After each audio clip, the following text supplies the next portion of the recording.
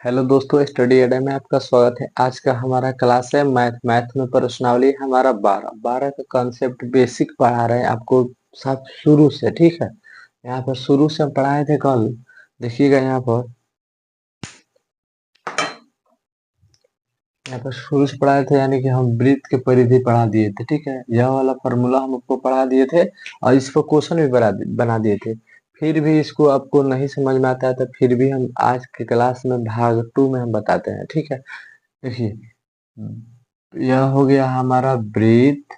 अब वृत्त के जो आर्य बाउंड्री होता है, यहाँ पर गोलाकार बाउंड्री होता है, इसी को बोला जाता है कौन सी, परिधि बोला जाता है। परिधि बोला जाता है। ठीक है, परिधि का फॉर्मूला होता है 2 पाई r होता है। ठीक है, अब देखिए यहाँ पर परिधि का फॉर्मूला 2 पाई r हो गया। उसके बाद में हम लोग बताए हैं अर्धवृत्त का परिधि। अर्धवृत्त का मतलब होता है इस वृत्त को जब हम आधा आधा कर देंगे, इसको यह भाग अर्धवृत्त बोलेगा।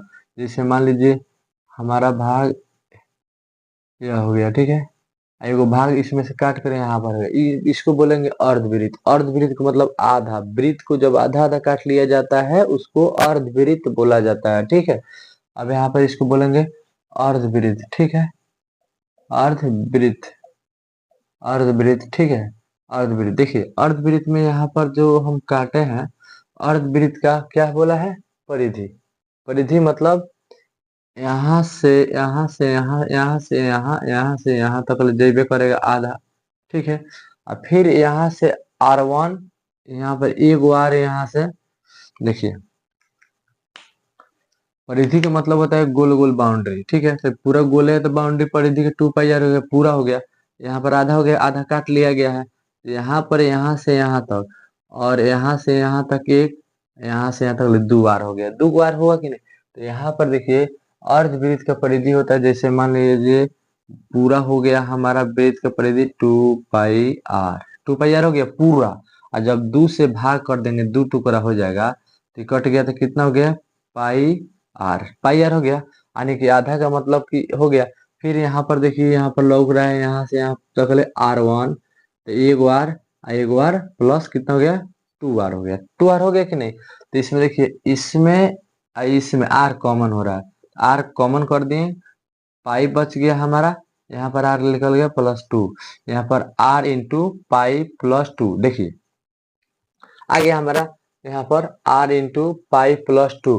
तो देखिए यहाँ पर वृत्त का परिधि होता है हमारा 2 पाई r। ठीक है, यहाँ पर हम अर्धवृत्त के परिधि निकाल रहे हैं। अर्धवृत्त के परिधि आधा, तो अब अर्धवृत्त दूसरा जगह चल गया, आधा वृत्त अर्धवृत्त बचा। तो यहाँ पर आधा बचा तो सबसे पहले पूरा का होता है हमारा 2 पाई r, और जब आधा चला जाएगा तो 2 से भाग कर देंगे, आधा चला गया पाई r हो गया।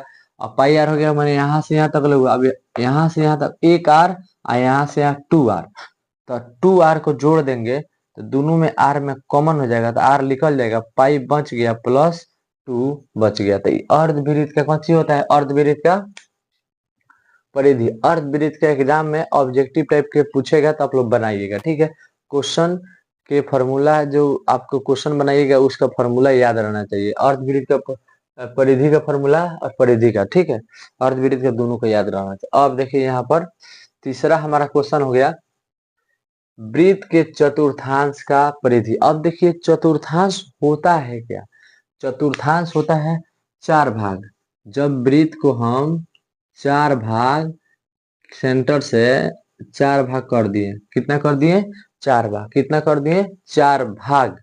तो 4 भाग को 4 चतुर्थांश मतलब 4 भाग, वृत्त के 4 भाग। ठीक है, एक भाग का चतुर्थांश, 2 भाग का चतुर्थांश, 3 भाग का चतुर्थांश, 4 भाग का चतुर्थांश, 4 गो भाग का हो गया। तो देखिए तो बोल रहा है यहां से इसमें से इसको एक भाग का हो गया चतुर्थांश, चतुर्थांश हो गया। ठीक है, मान लीजिए इसको हम निकाल दिए यहाँ पर। ठीक है, यहाँ से यहाँ निकल गया, आहय हो गया। ठीक है, एक भाग हो गया ये वाला। ठीक है, यहाँ पर। ठीक, अब ये हो गया चतुर्थांश, बाहर निकालनी है। अब बाहर निकालने के बाद में यहाँ पर देखिए इसका परिधि चाहिए। परिधि का मतलब होता है यहाँ से यहाँ, फिर यहाँ से यहाँ, फिर यहाँ से यहाँ।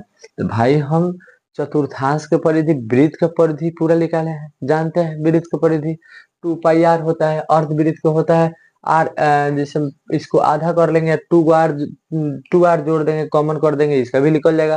चतुर्थांश का परिधि देखिए यहाँ पर देखिए पूरा वृत्त का, जैसे पूरा जैसे मान लीजिए पूरा वृत्त का होता है, यहाँ पर देख लीजिए 2 पाई r होता है कि नहीं, पूरा वृत्त का होता है।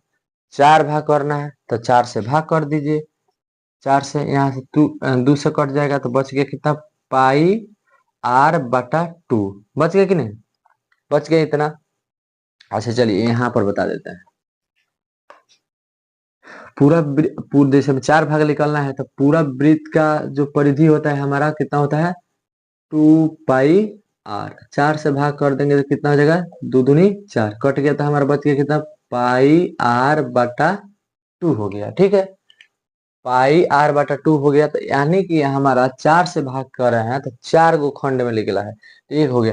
फिर पूरा नहीं हुआ है, ये पूरा नहीं हुआ है, क्या हुआ, यहाँ से यहाँ तक ले हुआ है, तो यहाँ से यहाँ तक 1r, यहाँ से यहाँ 2r हो गया, तो 2r इसमें भी जोड़ देंगे, इसमें भी यदि 2r जोड़ देंगे तो देखिए इसमें भी r है, इसमें भी r है, दोनों r कॉमन ले लेंगे और बाटा का जोड़ नहीं करेंगे, यहाँ पर बाटा के जो जोड़ करेंगे तो दिक्कत हो जाएगा। ठीक है, r हो गया, r कॉमन हो जाएगा तो π/2 हो गया, प्लस कितना हो जाएगा, r निकल जाएगा तो 2 हो गया। यही हमारा क्या हो गया, यही हमारा चतुर्थांश का परिधि हो गया, परिमिति हो गया, उसका चतुर्थांश इस 4 खंड में जो निकला है, एक खंड का अरिय निकल गया। ठीक है, अब यहाँ पर फिर से देखिए पूरा वृत्त का कितना होता है, पूरा वृत्त होता है 2 पाई r, और 4 भाग का निकलना है, चतुर्थांश का निकलना है, तो यहाँ पर जैसे और अर्धवृत्त का निकलना था, तो अर्धवृत्त मतलब आधा होता है, तो 2 से पूरा वृत्त का निकाल दिए थे, 2 पाई r होता है, 2 से भाग कर दिए, यहाँ πr हो गया। फिर यहाँ पर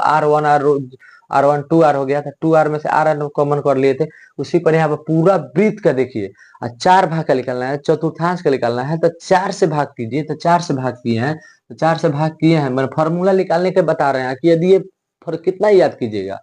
ठीक है, 4 से यहाँ से 2 से कट गया तो πr ऊपर बच गया, πr2 नीचे, अब फिर देखिए यहाँ पर यहाँ से इतना निकल गया है, अब 1r यहाँ से 1r, ठीक है, यहाँ से पूरा त्रिज्या है तो यहाँ से है 1r 1r 2r हो गया, तो 2r को इसमें से जब जोड़ देंगे तो जैसे दोनों में से r कॉमन ले लेंगे तो दोनों में से r निकलेगा तो π/2, प्लस के प्लस r निकल गया तो 2, यही हो गया। ठीक है, अब देखिए अब हो गया त्रिज्य खंड के चाप की लंबाई। अब देखिए चाप की लंबाई हम लोग देखेंगे, चाप के लेंगे, इसको हम मटका देते हैं। ठीक है, मटका देते हैं, यहाँ पर हाई रहेगा तो कोनो दिक्कत, स्क्रीनशॉट ले लीजिएगा।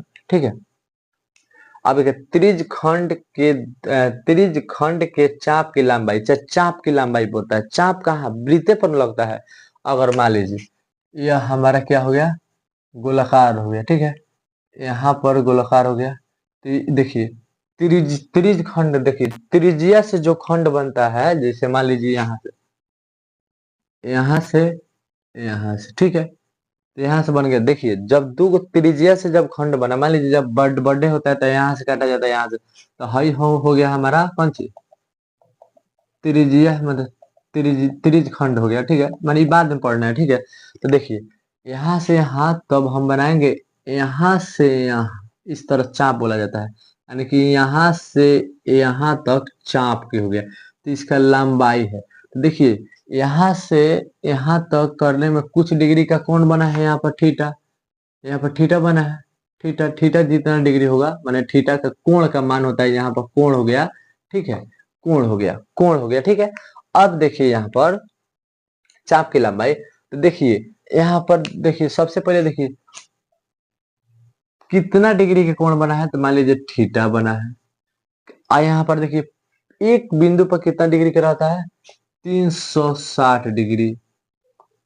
इसमें किस में बना है, तो यहाँ से यहाँ जो बोला जाता है इस तरह चलता है, क्या चलता है, परिधि चलता है। तो परिधि का फॉर्मूला पूरा लिख के ठोक देंगे इसमें, 2 पाई r। ठीक है, ये हो गया हमारा चाप की लंबाई। चाप की लंबाई का मतलब थीटा द्वारा यहाँ से यहाँ तक चाप की लंबाई का मतलब होता है थीटा रहता है, यहाँ से यहाँ करने में देखिए देखिए, सबसे पहले यहाँ से यहाँ घुमाने में, जैसे मैं इसको घुमाएंगे तो यहाँ से यहाँ कौन होगा, बस वो यही चाप हो गया, चाप हो गया, हो गया।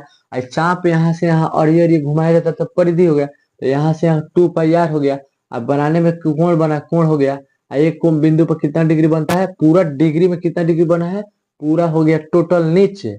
आज जितना मतलब बना है, जैसे में आप रिजल्ट के परसेंटेज निकालते हैं, टोटल नीचे रहता है और जितना आता है ऊपर आता है। जितना बना ऊपर हो गया, और कितना जैसे कितना जितना मैंने टोटल में कितना बना, 360 डिग्री में थीटा बन गया, ठीक है। उसके बाद इस तरह बनता है तो पूरा कितना बना है, 2 पाई आर, यानी कि परिधि जैसा बन रहा है। तो याद रखिए थीटा बटा 360 गुने पाई आर स्क्वायर, चाप की लंबाई हो गया, ठीक है। अब देखिए यहाँ पर वृत्त का क्षेत्रफल। अब देखिए वृत्त का क्षेत्रफल होता है क्या, बहुत बढ़िया पॉइंट है वृत्त का क्षेत्रफल। अब देखिए हटाते हैं इसको,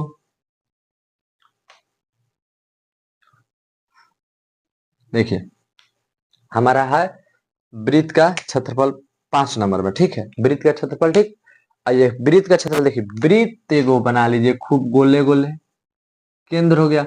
हाई जो अंदर का भाग है, हाई पूरा जो अंदर का भाग है, इसी को क्षेत्रफल बोला जाता है। पूरा अंदर का भाग कौन सा बोला जाता है, क्षेत्रफल बोला जाता है। पूरा अंदर का भाग, पूरा अंदर का भाग का हो गया क्षेत्रफल। ये हो गया कौन सी हमारा, क्षेत्रफल हो गया। कौन सी होगा, क्षेत्रफल हो गया। तो वृत्त का क्षेत्रफल होता है पाई आर स्क्वायर, ये आप लोग याद रखिएगा। अब देखिए अर्धवृत्त का क्षेत्रफल, मान लीजिए वृत्त के पूरा हो गया, इसको हम आधा काट लेते हैं तो अर्धवृत्त हो गया। जिस तरह परिधि में काटे हैं, आधा का मतलब 2 से भाग कर देंगे। यहाँ पर देखिए, यहाँ पर हो गया, ठीक है। मान लीजिए सेंटर हो गया, आधा कट के चल गया वहां पर दूसरा जगह, तो यहाँ है जब भाग है जन का अर्धवृत्त हो गया। आधा का अर्धवृत्त का मतलब आधा क्षेत्रफल। तो इसका होता है वृत्त के पूरा कितना होता है, पाई आर स्क्वायर, 2 से भाग कर दिए हैं, 2 से भाग कर देंगे तो अर्धवृत्त का क्षेत्रफल आ जाएगा, ठीक है। अब देखिए यहाँ पर, अब अर्धवृत्त का क्षेत्रफल आ गया। अब देखिए यहाँ पर अर्धवृत्त का क्षेत्रफल हो गया यहाँ पर सेम टू सेम। अब हो गया वृत्त के चतुर्थांश के क्षेत्रफल, परिमिति निकाले हैं, परिधि निकाले हैं, चतुर्थांश।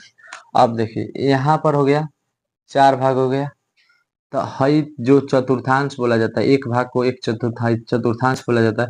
इसका भाग, इसका चतुर्थांश, चतुर्थांश एक भाग है। अब देखिए चतुर्थांश का देखिए मतलब, पूरा वृत्त पर कितना बना, पूरा वृत्त पर कितना बना, पाई आर स्क्वायर। पूरा वृत्त पर पाई आर स्क्वायर, 4 से भाग कर देंगे तो एक भाग का चतुर्थांश का भाग है। 4 गुण खंड है, हमको एक के निकालना है, चतुर्थांश एगो निकल जाएगा, ठीक है। देखिए इसी तरह हम आपको बनाएंगे, अगर कहिएगा तो इस पर सब पर क्वेश्चन बनाएंगे। सब पर क्वेश्चन क्या है, बनाने में समय लगा। यदि आपको मैंने जैसे फॉर्मूला याद रहेगा, परिमिति का, परिधि का, यहाँ पर वृत्त के चतुर्थांश का, त्रिज्य खंड का, यदि आपको नहीं आता है तो फॉर्मूला के 4 बार 5 बार उसको लिखिए, समझिए, वीडियो देखिए, तब आ जाएगा। और इसके आगे वाला है त्रिज्य खंड और दीर्घ त्रिज्य खंड और वृत्त खंड और दीर्घ वृत्त खंड। इस 4 गो जो है, यदि आप बढ़िया से आप पढ़ लेते हैं, याद कर लेते हैं, बार बार इसका लिखना सीख जाते हैं, तो 4 गो में दिक्कत नहीं होगा।